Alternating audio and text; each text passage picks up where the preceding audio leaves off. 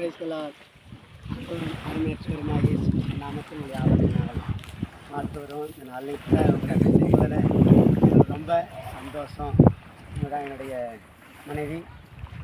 நாங்கள் ராமநாதபுரம் மாவட்டம், இவங்க விருதுநகர் மாவட்டம் சிவகாசி பக்கத்தில் தாய்ப்பட்டி அப்படிங்கிற ஒரு கிராமத்தில் இவங்க இருக்காங்க. இவங்க யார் எனக்கு தெரியாது, நான் யார் அவங்களுக்கு தெரியாது. ஒரு ஃபோட்டோவில் தான் நாங்கள் பார்த்துக்கிட்டோம். குரூப்பில் ஃபோட்டோவில் இந்த செல்லில் தான் பார்த்துக்கிட்டோம்.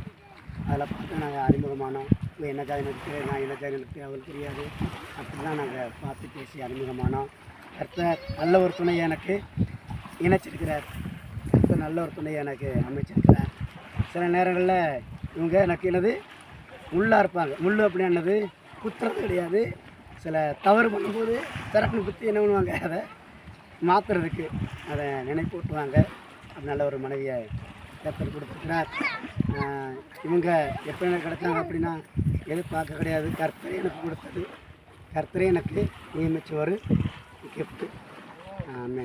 நம்ம எத்தனையோ பேர் வாலிபர்கள் என்ன பண்ணுறாங்க, இப்பேற்பட்ட பொண்ணு தான் எதிர்பார்த்துட்டு இருக்கிறாங்க. நாங்கள் இந்த பொண்ணு தான் வேணும்னு கேட்கல, இந்த மாப்பிள்ளை தான் வேணும்னு கேட்கல.